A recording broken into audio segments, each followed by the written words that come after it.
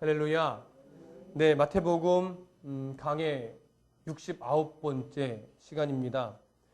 오늘은 이제 11장의 이제 마지막 부분인데요. 우리가 저번 시간에 무엇을 나누었었냐면, 예수님의 어떤 그 영적인 초대, 회개하라, 그리고 주 예수를 믿으라, 이런 복음의 초대에 있어서, 당시 많은 유대인들은 그 복음의 잔치를 초대하는 데 있어서 응하지 않았다라는 것을 예수님께서 무엇을 비유로 말씀하셨냐면, 장터에 노는 아이들이 피를 불어도 그 결혼식 놀이에 참여하지 않고 애곡을 해도 장례식 놀이에도 참여하지 않는 그 모습을 비유해서 책망하시는 모습을 우리가 나누었었습니다.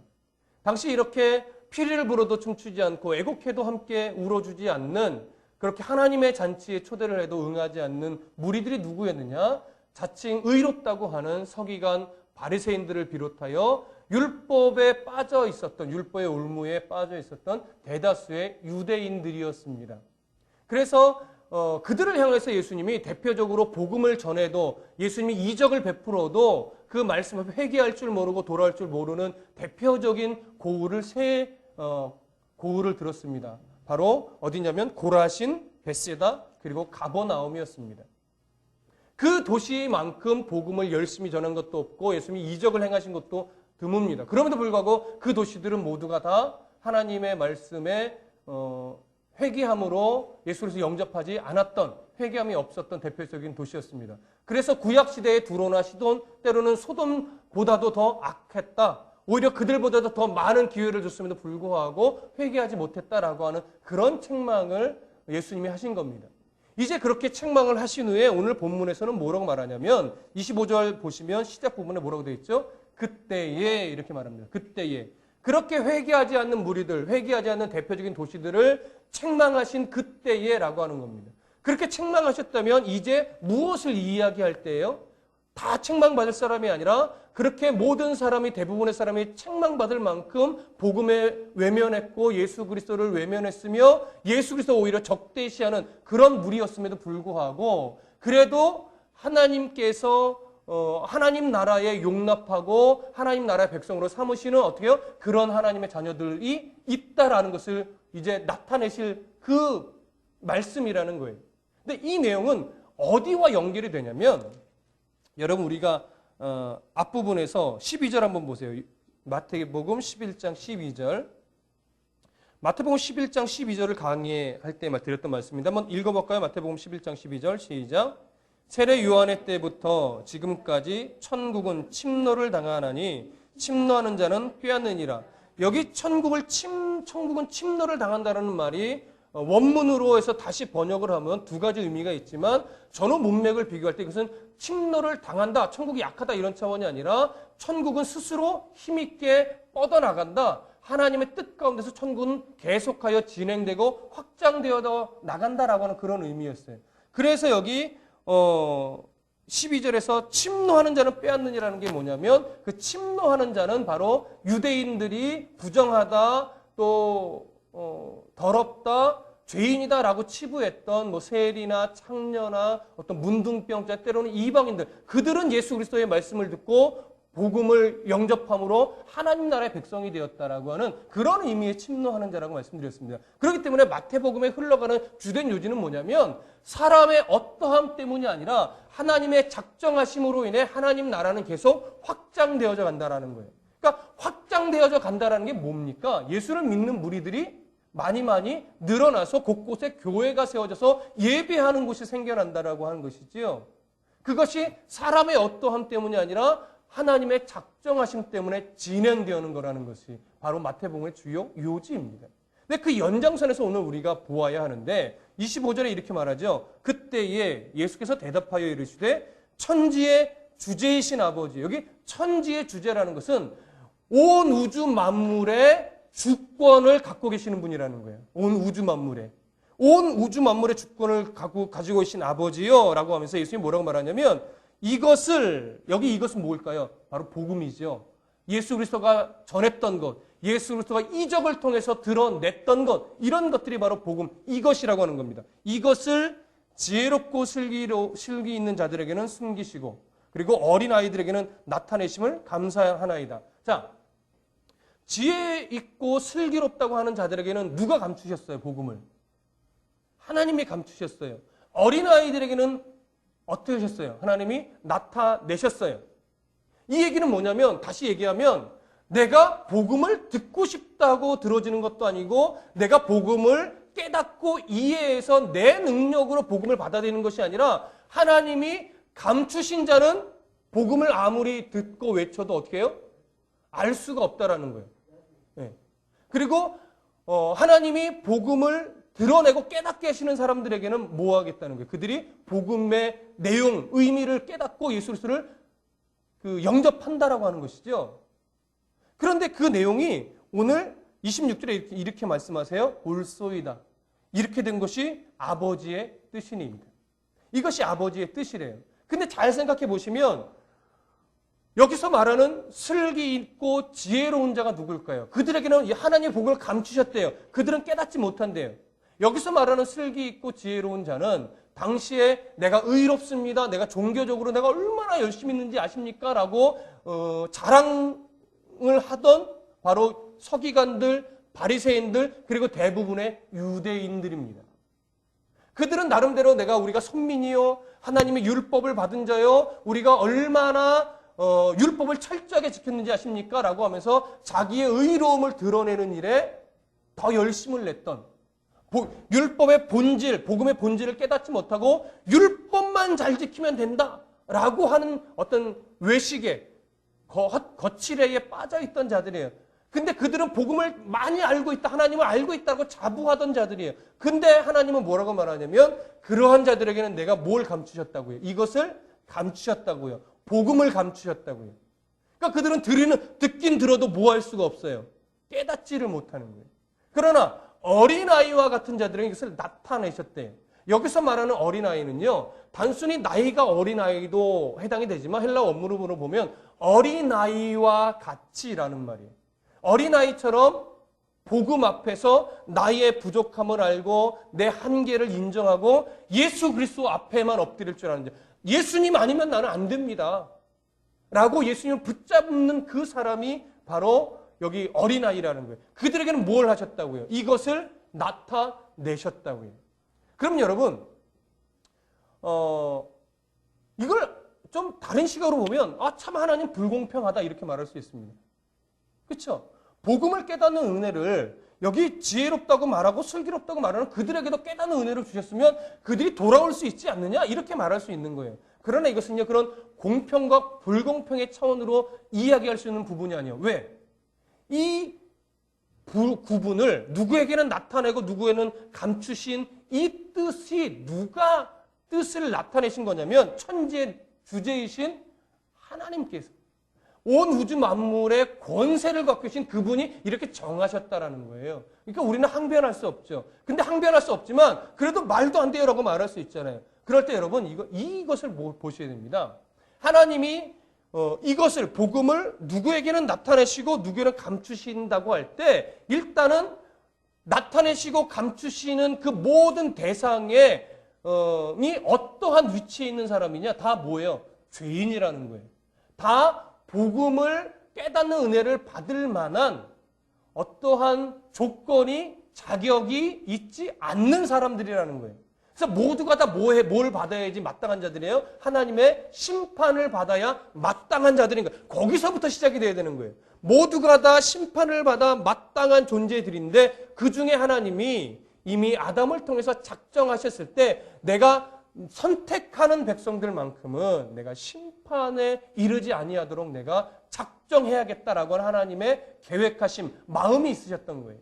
그래서 우리는 누가 그런 작정함의 대상인지는 알 수 없지만 모두가 다 심판을 받아야 되는데 그 중에 은혜로 선택을 받은 자들만큼은 어떻게 돼요? 구원에 이른다 이거예요. 그들만큼은 복음이 전해졌을 때 그것을 외면하거나 나랑은 안 맞아 뭐 저래라고 거부하지 않고 그렇구나 하고 아멘하며 깨닫고 영접하여 예수를 믿게 되더라는 거죠. 근데 그런 사람들이 어린아이와 같다라는 건데 그러면 어린아이와 같은 것이 조건이냐라고 하는 거예요. 조건이 아니에요, 여러분. 어린아이와 같은 것이 조건이 아니라 그렇게 복음을 받아들인 사람들의 모습을 보니까 다 뭐예요? 어린아이처럼 순전한 마음이 있더라라고 하는 거죠. 그래서 마태복음 뒤로 가보면 늘 무슨 말씀을 하시냐면 열매로 어떻게 해요? 그들을 안다 이거예요. 그들이 복음을 받아들이는 모습, 변화되는 모습, 좀 아직 마음이 거칠고 온유하지 못한다 할지라도 예수 그리스도를 믿어가는 그 시간들에 따라 조금씩 바뀌어져 가더라도 예수를 믿고 변화되어 그리스도인답게 살아가는 흔적들이 성령의 그 맺혀가신 열매의 9가지 증상들이 삶에 일어나더라는 거죠. 그런 모습을 보니까 저 사람은 어린아이와 같이 복음을 받는 자구나. 저 사람은 하나님의 은혜를 받아 택함을 받은 백성이구나. 이것을 알 수 있다라고 하는 거예요. 오늘 본문도요.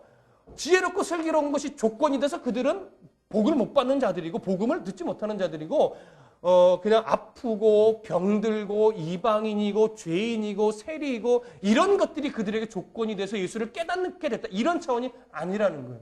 예수 하나님이 선택을 한 자들은 그러한 모습일지라도 죄인일지라도 창녀일지라도 이방인일지라도 하나님의 은혜를 받은 자들은 결국은 복음을 듣고 깨달아 예수를 영접하여 하나님 나라의 백성이 뭐하더라? 되더라라는 거죠. 이것이 바로 하나님 나라의 확장성이에요. 누가 어떠하기 때문에, 누가 똑똑하기 때문에, 누가 돈이 많기 때문에 하나님 믿고 안 믿고가 아니라는 거죠. 결국은 예수 그리스도 복음 앞에 우리가 얼마나 순전한 모습으로 엎드리는 자냐. 이것이 하나님의 뜻이라는 거예요. 그래서 여러분, 그래서 26절에 예수님이 올소이다 이렇게 된 것이 그 누구도 항변할 수 없는 누구의 뜻이라고요? 아버지의 뜻이라고요. 근데 이 아버지라는 것을 누가 예수님이 친히 쓰세요. 하늘에 계신 천지의 주제이신 그분이 나의 아버지다. 예수님이 이제 드러내시는 겁니다. 그러고 나서 27절에 이렇게 말하죠. 내 아버지께서 모든 것을 누구에게 주셨어요? 내게 주셨으니 아버지 외에는 아들을 아는 자가 없어요. 이거 굉장히 중요합니다. 그 다음에 아들과 또 아들의 소원대로 계시를 받은 자 외에는 아버지를 아는 자도 없다 이거예요. 그러니까 결국 이것은 뭐예요? 나를 본 자는 곧 누구를 본 것과 같다. 하나님 아버지를 본 것 같다라는 거예요. 하나님 아버지의 뜻이 누구를 통해서 이미 이 땅 가운데 증거되어졌어요. 예수 그리스도를 통해서 증거되어졌어요. 그렇기 때문에 우리는 누구를 통하지 않고서는 하나님을 만날 수 없어요. 예수 그리스도를 통하지 않고서는 만날 수 없다라는 거예요. 예수 그리스도의 십자가의 보혈의 그 은혜 안으로 들어가지 않으면 절대 그 어느 누구도 아무리 신학 박사라 하더라도 하나님을 만날 수 있다 없다? 없다. 여러분 학문적으로 성경의 지식에 해박한 사람 많습니다. 학문적으로. 근데 성경을 학문적으로 접하다 보니까 자꾸 자유주의 신학이 드러나는 거예요. 자유주의 신학은요, 고고학적으로 또 인문주의적으로, 인본주의적으로, 과학주의적으로 분석하고 막 캐나다 보니까 이렇게 얘기해요. 성경에는 하나님의 말씀도 있습니다. 이렇게 얘기하는 거예요. 우리가 믿는 신앙은 그렇지 않습니다. 성경은 창세기부터 요한계시록 이르기까지 하나님의 순전하신 말씀이에요. 오류가 없습니다. 그런데 자유주의 신학자들은 학문적으로 성경을 접하다 보니까 오늘날 일어날 수 없는 일은 과거에도 일어날 수 없는데 다만 그들이 예수 그리스도를 영웅시하고 하나님을 영웅시하기 위해서 신비적인 요소를 가함해서 꾸며냈다라고 하는 거예요. 오늘날 무리를 걸어갈 수 있느냐? 없다. 그러니 과거에도 무리를 걸어갈 수 없는 거다. 그러나 예수님을 영웅시하고 예수님의 제자들을 영웅시하기 위해서 그러한 요소들을 꾸며낸 것이다. 이렇게 주장하는 거예요. 예수님이 십자가에서 죽었느냐 안 죽었느냐가 뭐가 중요하냐? 예수님이 십자가에 죽으신 의미를 가슴에 담고 거룩하게 살아가는 것이 중요하지. 말은 그럴듯하지만 여러분 예수님이 십자가에서 죽었느냐 안 죽었느냐가 중요하지 않습니까? 예수님이 십자가에서 안 죽으셨으면 우리의 이 예수 믿는 삶은 아무런 의미가 없는 거예요. 예수님이 진짜 역사 속에서 우리의 죄를 끌어안고 십자가에서 죽으신 것이 사실이기 때문에 우리가 그 예수를 믿고 예수의 부활처럼 예수의 부활이 우리에게 죄 용서함의 증거가 된 것처럼 분명 우리가 죄 용서를 받았구나라는 확신 속에 하나님 나라의 소망을 갖고 살아갈 수 있는 것이죠. 죽었느냐 안 죽었느냐가 의미 없다고요? 아니요. 중요한 거예요. 성경에 있는 모든 역사가 하나님이 말씀하신 대로 이 역사적인 사실이었기 때문에 이것을 우리가 믿고 그 이 안에 담겨진 하나님의 말씀을 바르게 깨달으려고 애쓰는 것이지 성경에 있는 80%가 허구라면 우리는 지금 말장난하고 있는 거예요. 어떻게 하면 성경을 재밌고 우리들의 유익하게 말장난함으로 어떻게 하면 성도들의 돈을 끌어낼까? 그 싸움하는 것밖에 안 되는 거예요. 여러분 그렇지 않습니다.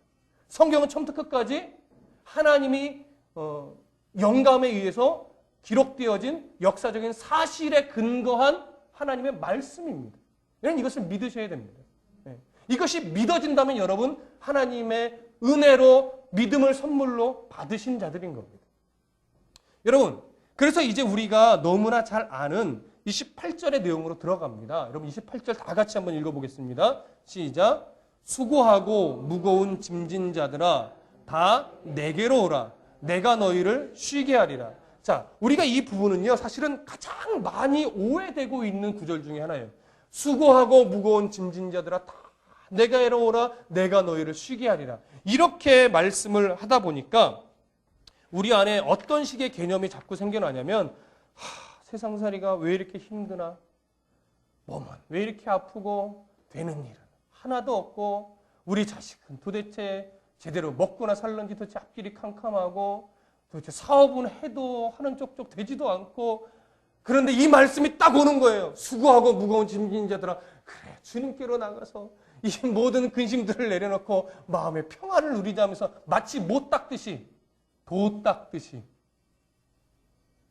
여러분 근데 보세요. 앞에 예수님이 지금 말씀하셨던 앞에의 내용들은 전혀 이 땅에서의 힘들고 어려운 자들을 부르는 그런 내용이 아니에요, 여러분. 여기서 말하는 그렇기 때문에 여기서 예수님이 이 말씀하시는 수고하고 무거운 짐진 자들이 먼저 누구냐? 이것을 우리가 이해하셔야 돼요.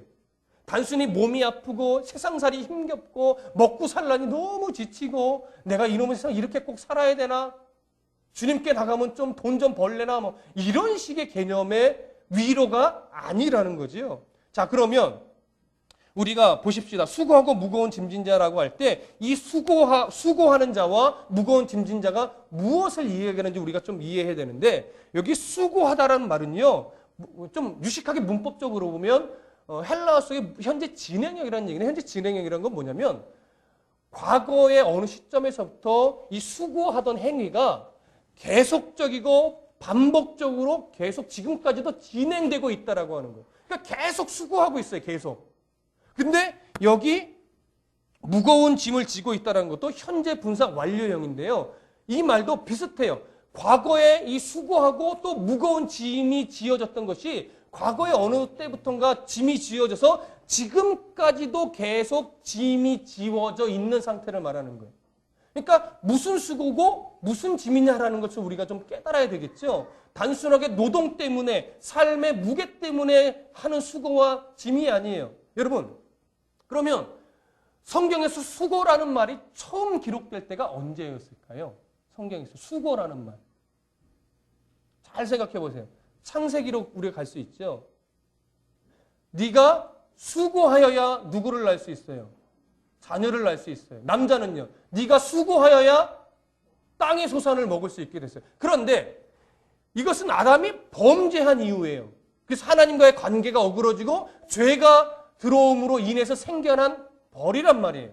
수고하여야 자녀를 낳고 수고하여야 먹을 수 있어요. 그런데 그 이전에 범죄하기 전에는 이런 일이 없었을까요?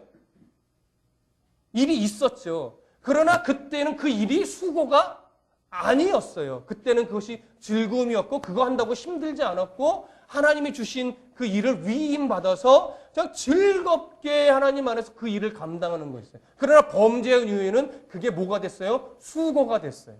수고가. 그렇기 때문에 이 수고의 부분을 해결하는 것은 단순히 몸을 쉬어서 되는 것이 아니에요. 무슨 말인지 이해되십니까? 여러분, 애 낳는 수고가 쉬면은 그냥 싹 없어져요? 땀 흘려서 먹는 수고가 쉬면 그 다음에 일할 때는 땀을 안 흘려도 돼요? 아니죠. 이 수고가 왜 오게 됐느냐? 더 원천을 보셔야 돼요. 그렇기 때문에 여기 말하는 수고와 무거운 짐이라는 것은요. 인간이 자기의 힘으로 해결할 수 없는 본질적인 문제를 말하는 거예요. 그 본질적인 문제. 그 본질적인 문제가 뭐예요? 바로 죄라는 거죠. 하나님과의 관계가 어그러져 있는 그 죄. 그 죄로부터 오는 수고란 말이에요. 그런데 구약시대로 가면서 그 죄 문제를, 본질적인 죄 문제를 해결하기 위해서 구약시대 율법사들은 무엇을 강조했느냐? 율법을 지켜야 된다고 강조했던 거예요. 근데 율법을, 물론 모세 때 하나님이 주신 율법이에요. 근데 그 하나님이 주신 율법을 지키는 것은 옳은데 이 율법사들은 어떤 것을 말했냐면 이 율법을 우리가 지키되 더 잘 지켜야 된다. 그래야 구원에 이를 수 있다라고 말하면서 이 율법을 잘 지키기 위해서 율법을 더 잘 지키기 위한, 율법을 더 잘 지키기 위한 세부 실천사항을 조목조목 또 만들어내는 것이 613가지예요. 그래서 그것을 율법화했어요. 나중에는 율법으로 그냥 여겨버렸어요. 하나님 말씀하신 것 외에. 그래서 예를 들어서 몇 걸음 이상 가면 안 된다. 안식일에는 뭐 무게가 몇 그램 이상은 들어서도 안 된다. 음식은 미리 만들어놔야지 안식일에 만들어서는 먹으면 안 된다부터 해가지고 율법이 말하고 있지 않은 세부적인 사항들을 사람의 생각으로 613가지를 만들어놨다는 거예요. 그래서 그거 안 지키면 정죄당하고 불이익을 당하고 막 죄인 취급하고 그랬던 거예요. 이해되십니까? 근데 여러분, 우리가 예배 때 종종 얘기하지만 하나님이 모세를 통해서 율법을 주신 이유가 뭡니까? 너희들은 율법을 완벽하게 지킬 수 없는 어쩔 수 없는 죄인이다라는 것을 깨달으라는 거죠. 그것이 몽학선생이라는 거예요. 누가 오실 때까지만 필요한 거. 예수 그리스도가 오실 때까지만 필요한 거예요. 예수 그리스도가 오시면 우리의 이런 율법 때문에 죄 때문에 누르고 있는 그 올무들이 예수 그리스도 십자가 안에서 어떻게 될 거니까 다 해결될 거니까. 그러니까 예수 그리스도가 십자가의 은혜로 십자가에서 죽어주시면 우리를 짓누르던 죄의 올무가 거기서 다 해결이 돼요. 그러면 우리는 예수 그리스도 십자가의 은혜를 덧입은 다음에는 뭐만 우리가 본받으면 돼요? 예수님의 사랑, 복음을 드러내는 삶. 그런 사도행전적인 삶을 살아가기만 하면 되는 거예요. 그때부터는 율법의 짐, 죄의 짐이 우리와는 상관이 없는 거예요. 이해되십니까? 바로 그 수고예요. 그 무거운 짐이에요. 율법 때문에 율법을 완벽하게 지켜야 된다라고 하면서 613가지 또 세부적으로 만들어서 그거 안 지키면 마치 죄인 취급받고 정죄받는 것 때문에 이 사람들은 당시 유대인들은 늘 그게 올무였어요. 근데 바리새인들은 그것을 강조하고 나름대로 잘 지켰지만 자기들은 그 율법의 갖고 본질은 손 하나 까딱 안 하려고 하던 그런 자들이었어요. 그러나 그들은 스스로 나는 율법적으로 의롭다라는 것을 의시되던 자랑하던 그런 자들이었지. 그런 자들에게 하나님이 복음을 모아요. 감추셨다라는, 십자가의 복음을 감추셨다라고 하는 거예요. 그래서 그 올무에 매여 있는 자들, 거기서 하나님의 은혜를 입은 자들은 다 내게로 오라 이거예요. 예수 그리스도가 믿어지는 자들은 다 오라 이거예요. 왜? 믿어져서 오는 자들은 누구일 테니까. 하나님이 그들에게 계시를 보여주는 은혜의 백성, 선택된 백성들일 테니까. 다 오라 이거죠. 그래서 어떻게 해요? 내가 너희를 뭐하리라? 쉬게 하리라. 그렇기 때문에 우리는 이 쉬게 해준다는 말이 단순하게 편하게 해준다, 아무 일도 안 하게 해준다 그런 의미가 아님을 뭐예요? 여기서 생각하게 되죠. 율법의 짐, 죄에 눌리는 사람들아 다 내가로 오라, 내가 너희를 쉬게 하리라. 그래서 그 쉬게 하리라가요 무슨 말씀과 연결이 되냐면 29절 보세요. 다 같이 읽습니다. 시작. 나는 마음이 온유하고 겸손하니 나의 멍에를 메고 내게 배우라. 그리하면 너희 마음이 쉼을 얻으리라. 자, 29절 마지막도 너희 마음이 뭘 얻어요? 쉼을 얻는데요. 쉼을 얻는다면 다 벗어놓고 다 내려놓고 이런 쉼일 것 같은데 그 앞구절에 묘하게 뭐라 하냐면 나의 뭘 메요? 멍에를 메고 내게 배우라. 그러면 쉼을 얻는데요. 그동안 지고 있던 멍에를 벗겨주는 것이 아니라 네가 그동안 지고 있던 멍에는 잘못된 짐이니까 그것을 내려놓고 누구의 멍에를? 예수 그리스도가 주는 그 멍에를 메고 이 멍에를 어떻게 지는 것이 더 좋은지를 배우라 이거예요. 그게 쉰다라는 거예요. 그러니까 단순하게 다 내려놓고 그냥 이렇게 편안하게 누워서 잠자듯이 이런 쉼이 아니라는 것을 우리가 생각하게 되죠. 자, 그러면 여러분 30절 다 같이 읽어봅니다. 시작. 이는 내 멍에는 쉽고 내 짐은 가벼움이라. 자, 왜 예수님이 내 멍에를 지라고 하셨냐면 예수님이 지셨던 그 멍에는 쉽고 예수님이 지셨던 짐은 가볍기 때문이래요. 자, 그러면 멍에라는 것이 뭔지 우리가 좀 먼저 살펴보겠습니다.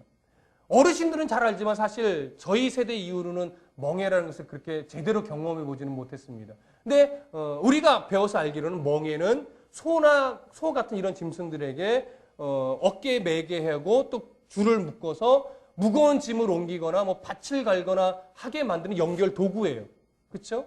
근데 우리나라도 좀 그랬던 것 같지만 팔레스타인은 특별히 이런 가축들에게 멍에를 매서 일을 시킬 때에 홀로 하게 하지 않고 2마리 정도를 함께 매어서 함께 그 일을 하게 했다라고 합니다. 그래서 함께 매는 멍에예요. 주로.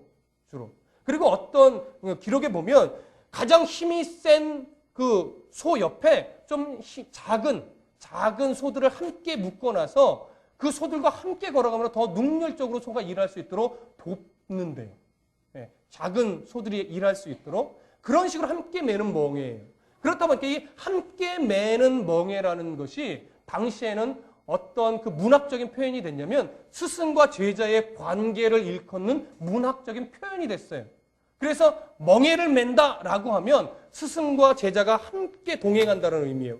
무엇을 배우면서? 스승의 삶을 제자가 배우면서 스승이 살아가던 길을 제자도 함께 똑같이 살아가는 모습을 배웁니다. 해서 함께 걸어간다는 의미로 멍에를 맨다라는 관용적인 표현을 쓴 거예요. 그러니까 오늘 내 멍에를 메고 함께 배우라는 이 얘기는 예수님이 걸어가셨던 그 길을 우리들도 함께 걸어가면서 예수님이 걸어가신 그 삶을 우리도 뭐하라고요?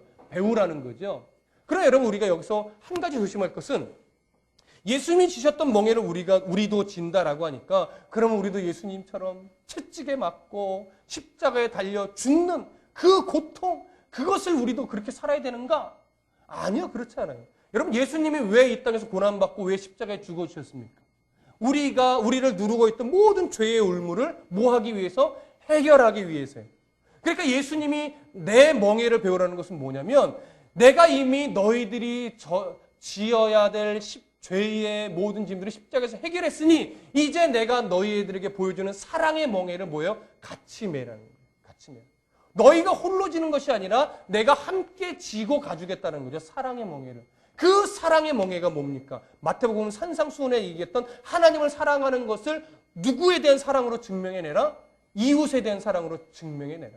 그러니까 예수님이 저들이 하는 짓을 알지 못합니다. 저희들을 불쌍히 여겨주시옵소서. 십자가상에서 죄인들 앞에서 그들에게 긍휼의 모습을 나타내 보이셨듯이 우리도 우리를 대적하고 우리를 모욕하고 예수 그리스도 앞에 나오지 않을 것 같은 세상 사람들 앞에서 그들과 함께 싸우고 치고받고 욕할 때 욕하고 승질 난다고 승질 다 부리고 이런 삶이 아니라 하나님을 증거하고 예수 그리스도를 믿는 자답은 모습을 드러내므로 말미암아 그들도 하나님을 믿는 백성이 되게 하기 위해서 분이 나도 그리스도의 사랑으로 참는 멍에를 지는 거예요.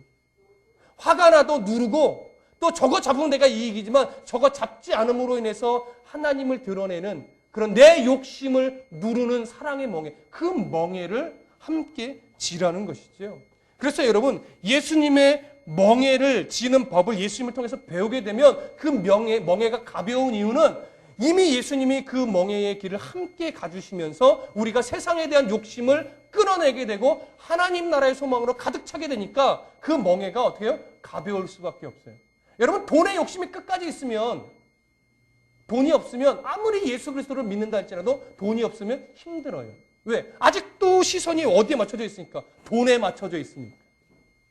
출세에만 맞춰져 있으면 아무리 예수를 믿고 금식을 하고 아무리 기도를 수없이 한다 하더라도 그 명예가 내게 주어지지 전까지는 힘든 거예요. 그래서 하나님 나라의 소망을 둔 자들은 뭐예요? 이 땅의 인간적인 욕심들을 다 내려놓는 거예요.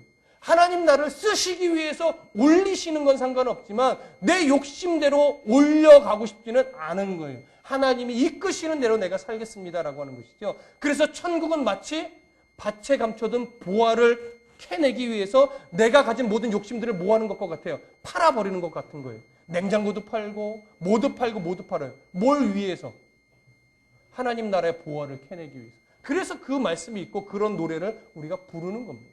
그것이 가장 가치 있기 때문에. 근데 세상을 살아가면 정말 하나님 나라의 보석의 가치는 아직 눈에 보이지 않기 때문에 하나님 그것도 좋기는 한데요 이렇게 되는 거예요. 그게 좋은 건 알겠는데요. 그래도 이거는 있어야죠. 하나님 나라의 가치가 귀하고 소중한 거 누가 모릅니까? 그래도 이 땅에 살아나갈 때는 내가 이 정도 위치는 돼야 되지 않겠어요? 이런 식으로 내 욕심을 자꾸 굽히지 못하는 거예요.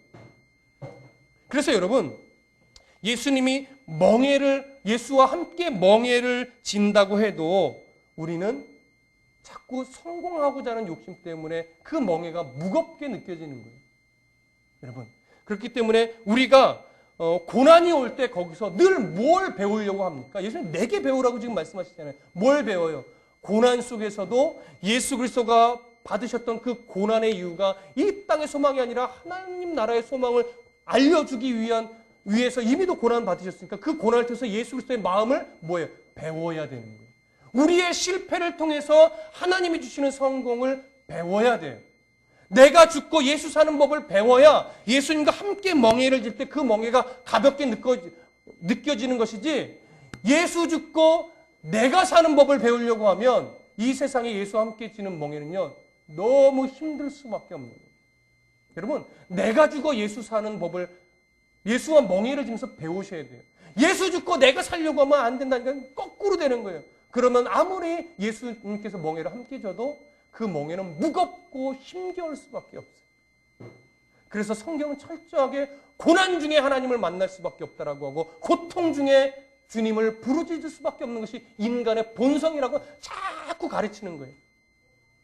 그래서 왜 고난을 주시는지, 왜 힘겨운 시간들을 주시는지, 때로는 왜 육체를 치시는지, 거기서 예수 그리스도가 우리에게 원하시는 마음을, 그 사랑을 배우셔야 되는 겁니다.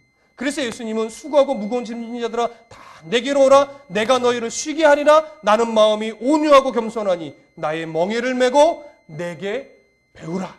이렇게 말씀하셨던 겁니다. 여러분, 무조건 힘들다고 하나님께 엎드리기만 하지 마시고 힘겨울 때는 엎드리셔야 돼요. 기도하셔야 돼요. 부르짖으셔야 돼요. 그러나 그와 함께 하나님, 내가 힘겹고 어렵고 지금 무겁고 고통스럽습니다.